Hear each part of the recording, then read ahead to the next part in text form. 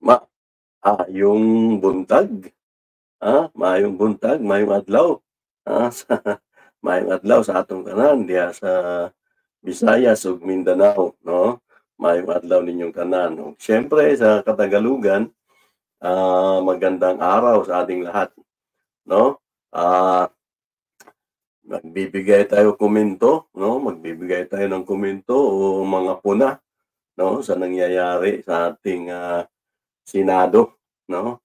Ah, Kahapon lang o tama kahapon ay, napalitan na, 'no? Napalitan ng biglaan yung ating, Senate President na si Mig Zubiri, 'no? Sa hindi gaanong nakakaalam, si Mig Zubiri po ay, ah, taga Mindanao, 'no? Ah, ang kanyang ama ay, hindi ko na maalala ang pangalan pero representative din nung araw o congressman nung araw. Ah, Nakaharap pa namin 'yan, 'no? Ang inyong lingkod na si Carlo Critico ay, nakaharap namin 'yan, si Suberi, yung tatay, siyempre sa Kongreso nung panahong tayo'y, ah,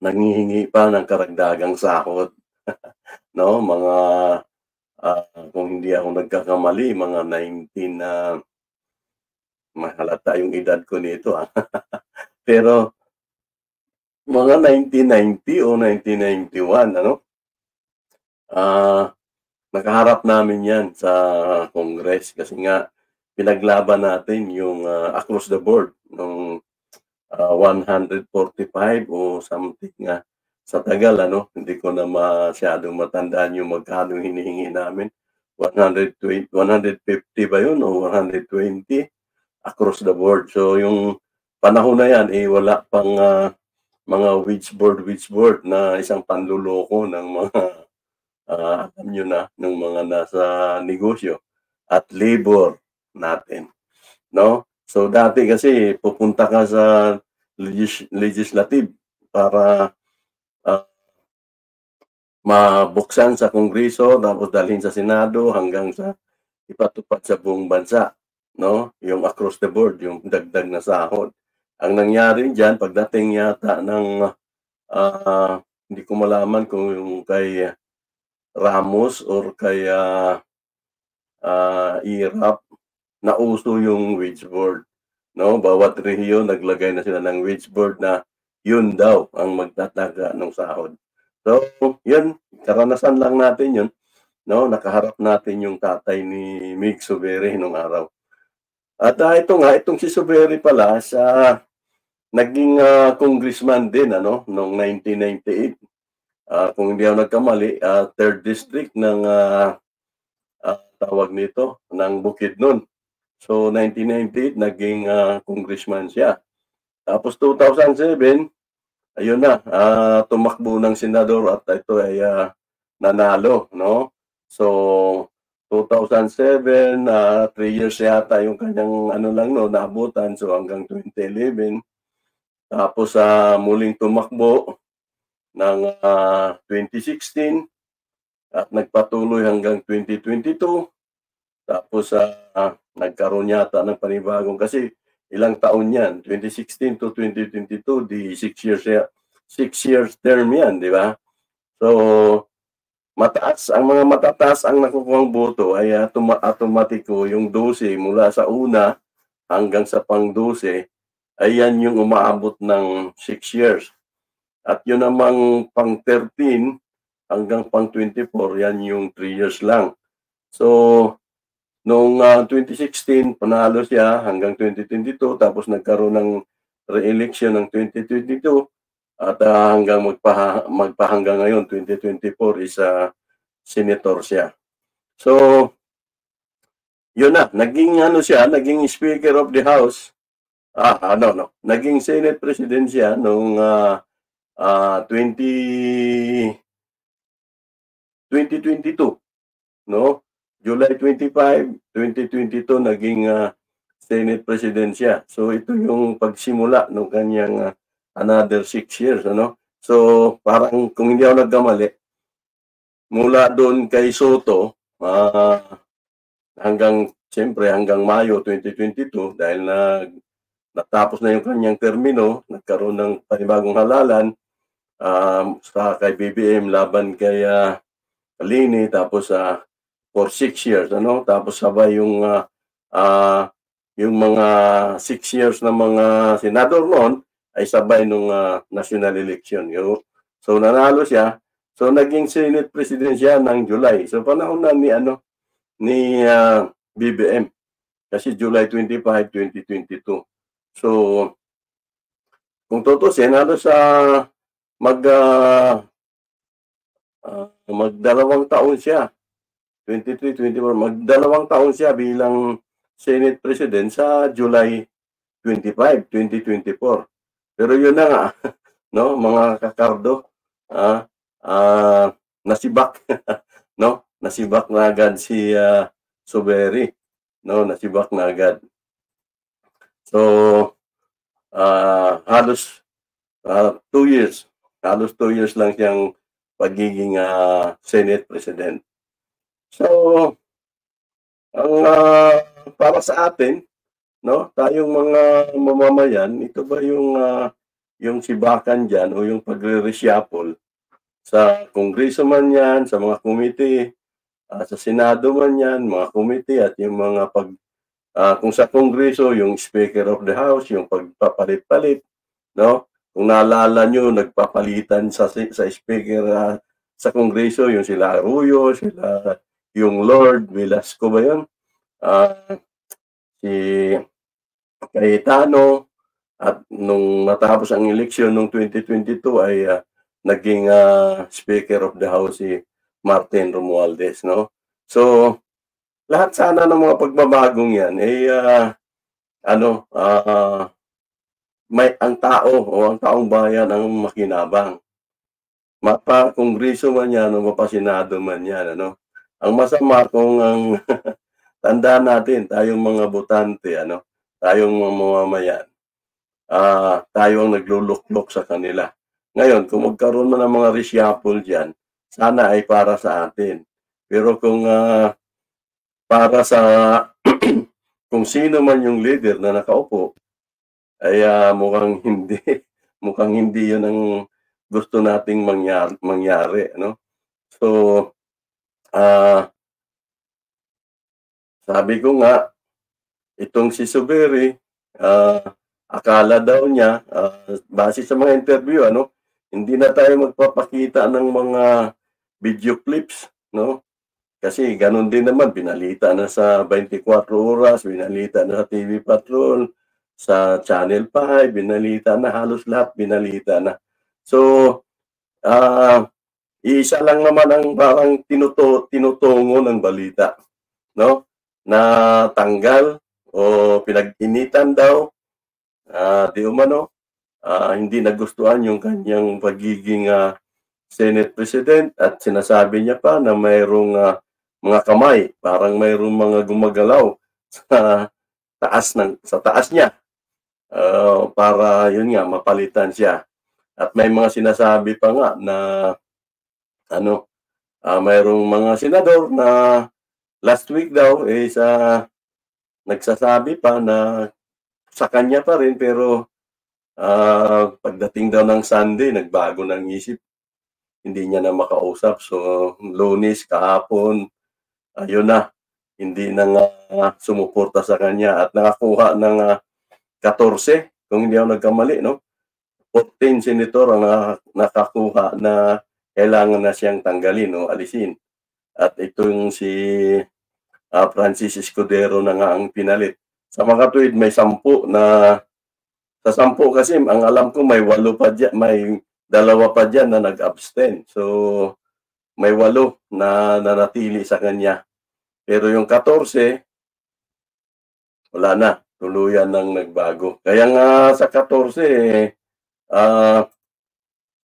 tingnan nyo yung mga yan, ano?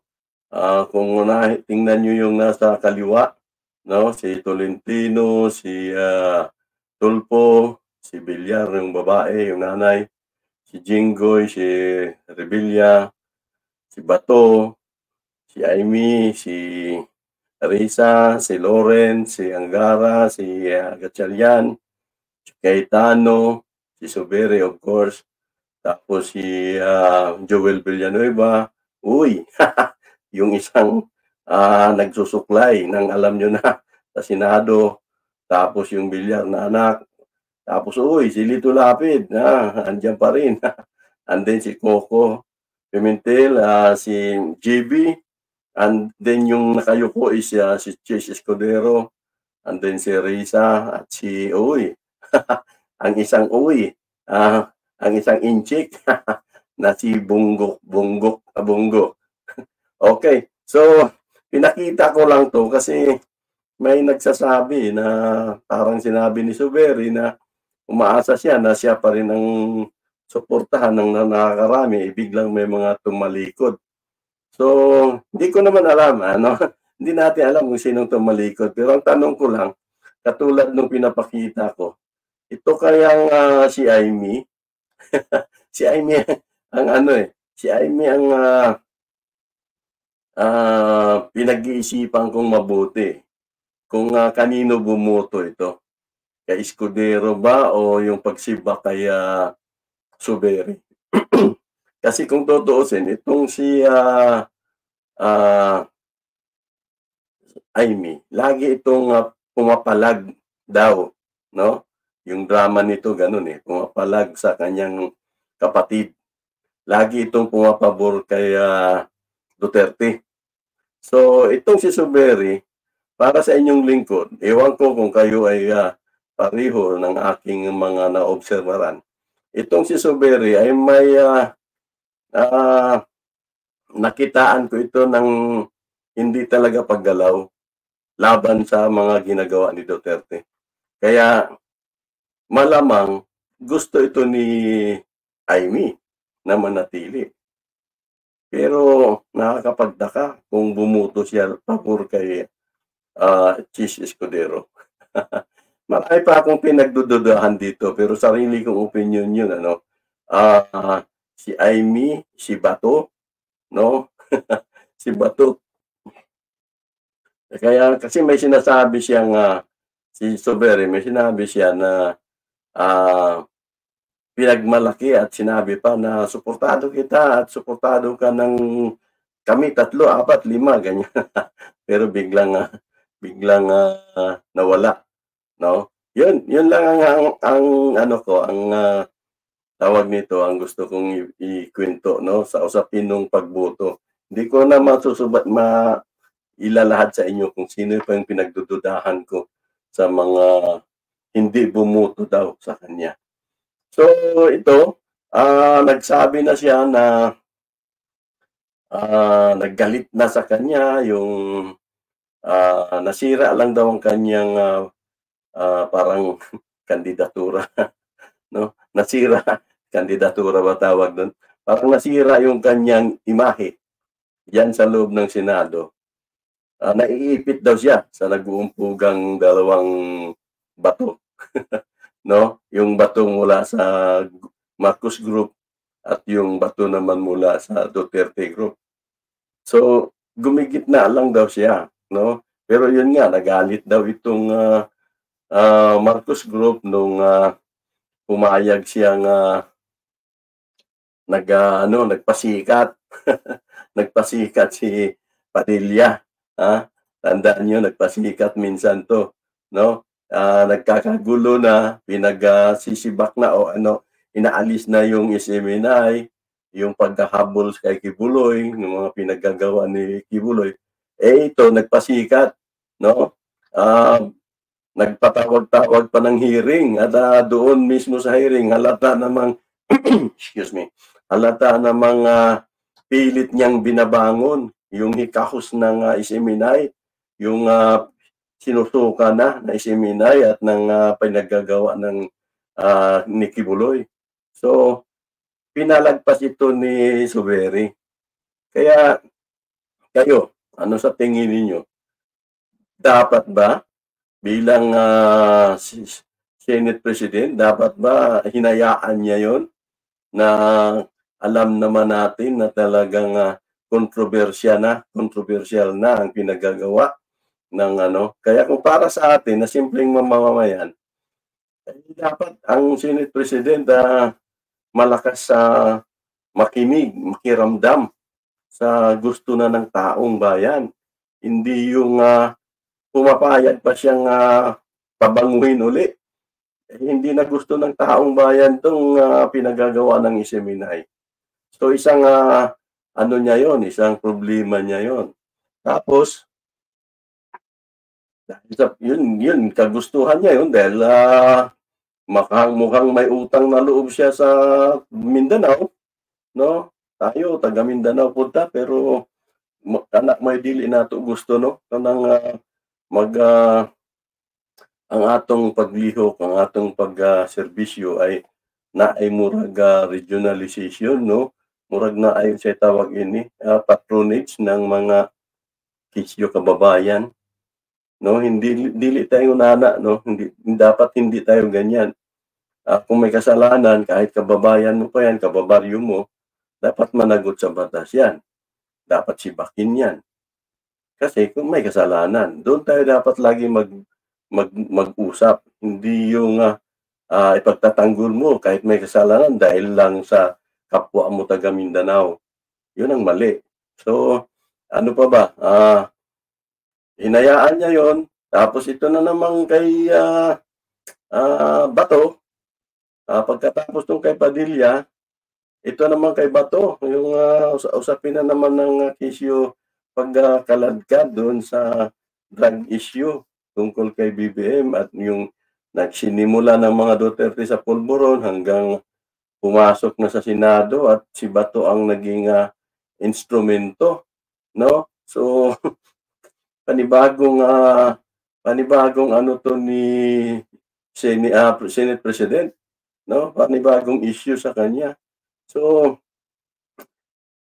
yun na naman, parang ang nangyayari pinagugulo o nag-ano sila ng isang malaking entourage.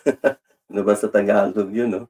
Nag-ano sila ng isang kaganapan. Gusto nilang i-broadcast o palakihin o pero yun na nga, sinasabi na nga mismo ng iba pang mga senador at marami sa senador ay bugus at hindi ka paniwala yung mismong resource person. So, problema na naman ni Soberi yun, no? Nawala yung kanyang pagiging mabilis, makiramdam.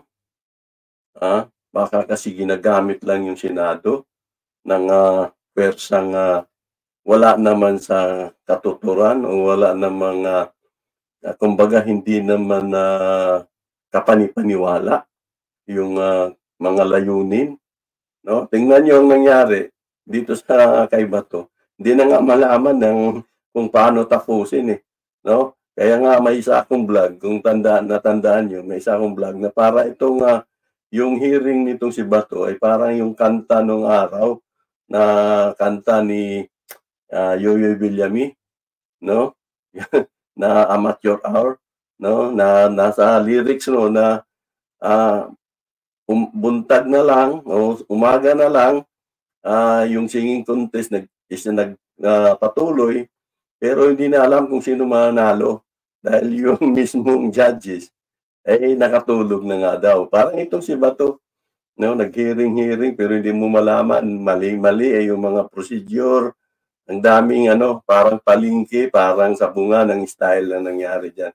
So yun, nasira yung imahe ni Senate President. So kawawa dahil nadala siya ng mga kasamahan niyang nasa loob na kung saan ay walang magandang para sa akin, no? Ewan ko sa atin, sa inyo, mga kakardo kritiko, kung pareho tayo ng pagkakaintindi, pagsubaybay, mabilisang pag-analisa sa mga nangyayari sa loob ng Senado, Makongreso, Malacanang. So, yun,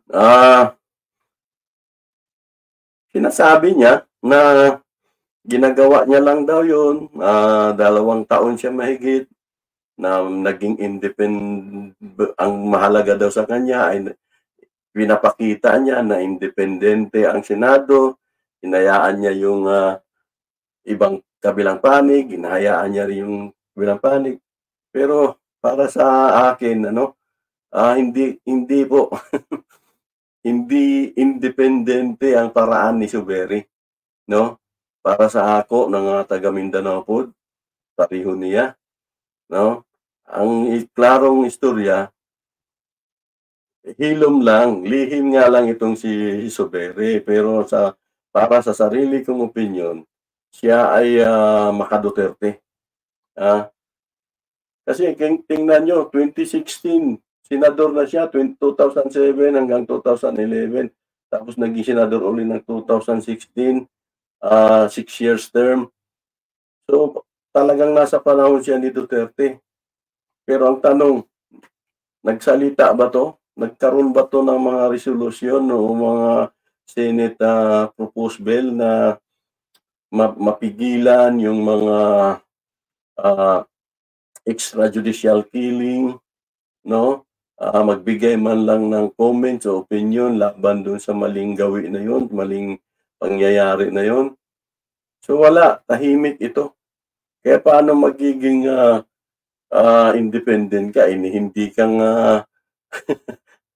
wala kang kumbaga wala kang ipinapakita man lang na mayroon kang pagmamahal, mayroon kang simpatiya hindi sa presidente o kung sino mang partido ang nasa kasalukuyan. Kung hindi, dapat ang laging ginagawa ng Senate o na Kongreso man yan, laging ang inuuna is yung kapakanan ng taong bayan. So, wala. Ginawa mo ba? May ginawa ka bang pagkundina, paggawa ng mga batas na kung saan masisiguro natin na hindi makapang-abuso yung mga programang drug war ni Duterte?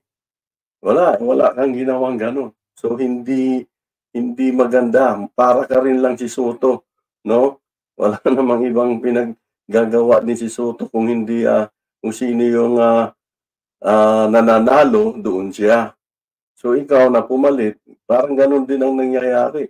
Hindi ang taong bayan ang inyong concern, no?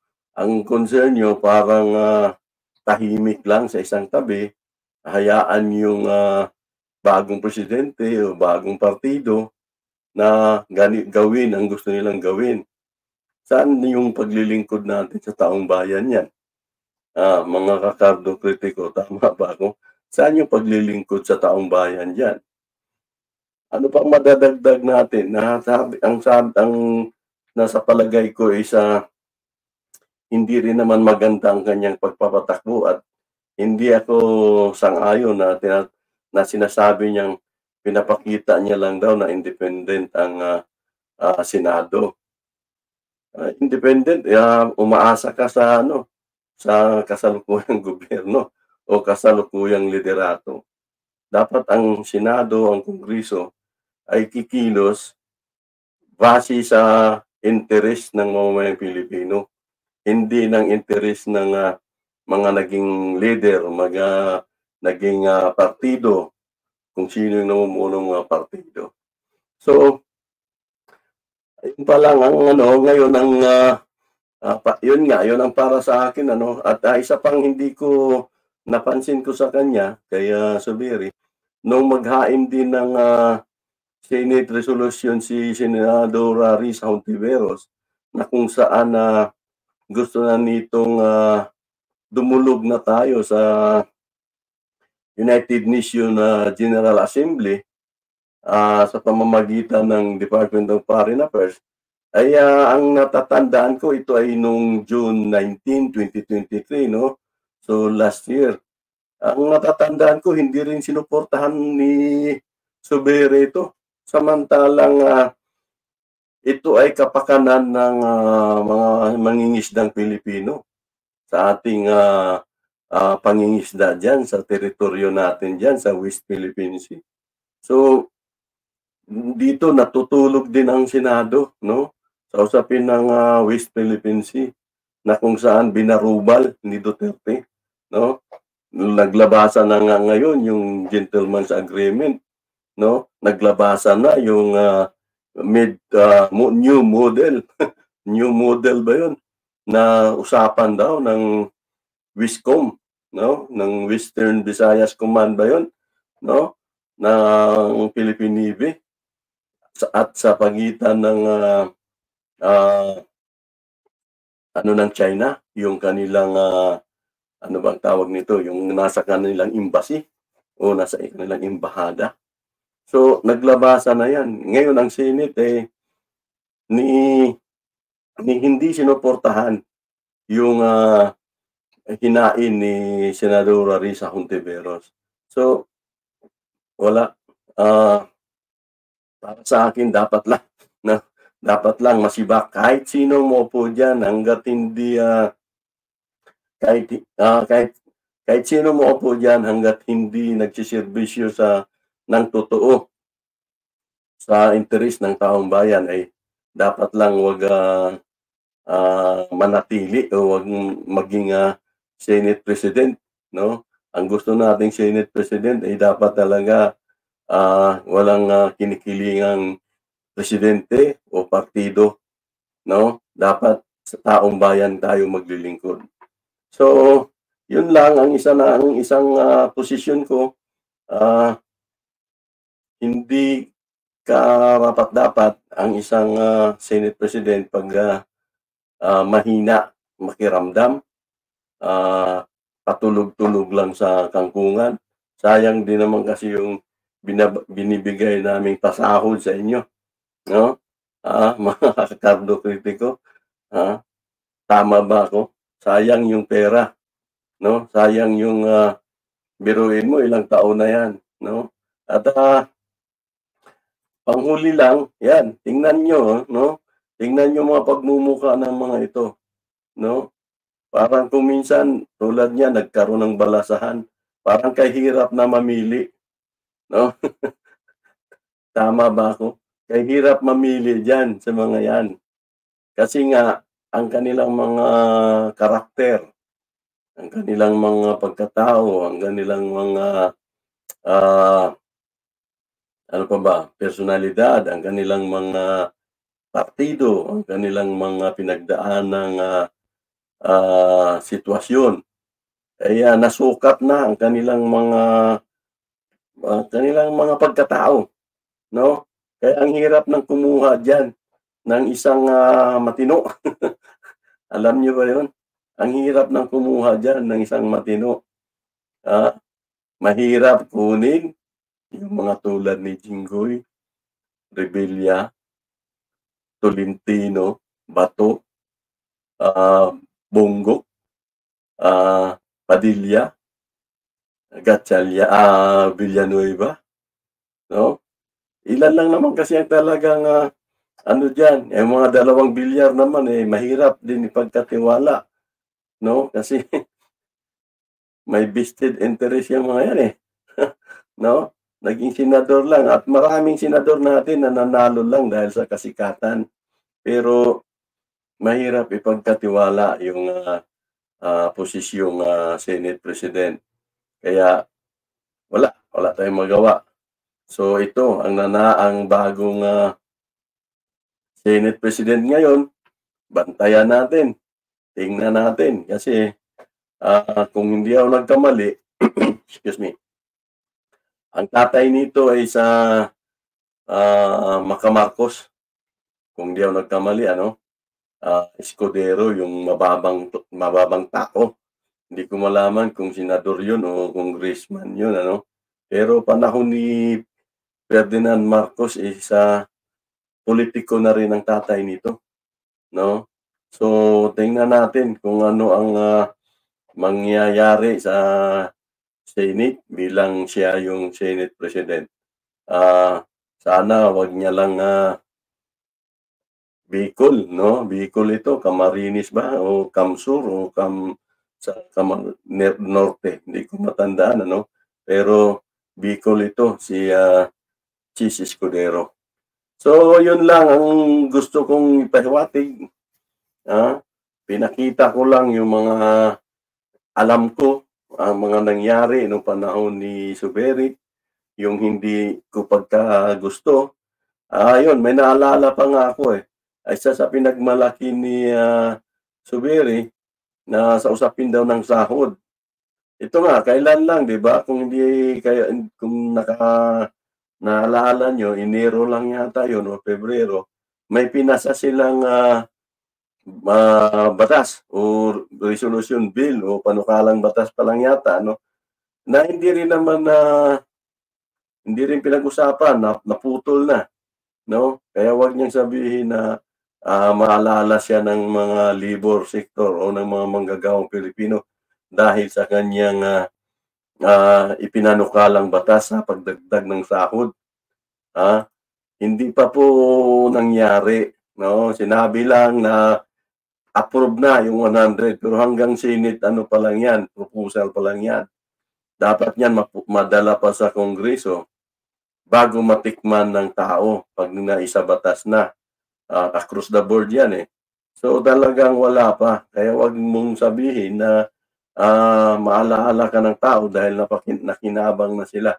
Wala po, hindi pa rin. Hanggang ngayon, magkano pa rin ang sahod lang natin, 600 mahigit ang 8 oras, napakalayo sa ikabubuhay na sahod na dapat 1,000 na bawat 8 oras para sa 5 miyembro ng pamilya, 'no? So, wala 'yun, yung sinabi niyang, alalahanin siya dahil nagbigay daw siya ng magandang, panukalang batas sa usapin ng sahod. No, no, no, wala po. Okay, so 'yun lang ang gusto kong, banggitin, ah. Si Risa, si Escudero, si Bato, ang mga ito ay talagang pamukpok sa ulo ano. Puwera dito kay, Ginang, o Senadora Risa Hontiveros na nakitaan pa rin natin ng, husay at galing, 'no? 'Yun at, ah, magpahanggang ngayon marami mga nag, sinisiraan ito ng todo-todo tulad nila De Lima nung araw, 'no? Talagang, umani ito ng napakabastos, napakaraming, ah, paninira lalo na nung nakaraang administrasyon. Pero tingnan niyo naman, nanatiling matatag ang, senadorang ito. So, hindi ako, kampanyador niya, pero nagsasabi lang ako ng, mga naobserbahan ko na, ipinapakita ng taong ito kung paano siya magtrabaho diyan sa Senado. Okay, so mag-ingat tayong lahat at maraming salamat sa inyong panunod at pakikinig. Paki-subscribe ng ating, YouTube channel na Cardo Critico. Naway, maging, matalas lagi ang aking pag-iisip, ang inyong pag-iisip, 'no? At sana'y, magka mag ang inyong lingkod ay, makakatulong kahit papaano sa mga pagbibigay natin ng mga opinyon at kuro-kuro sa araw-araw ng nagaganap sa ating bayan. Okay, sige, ingat uli. Maraming salamat.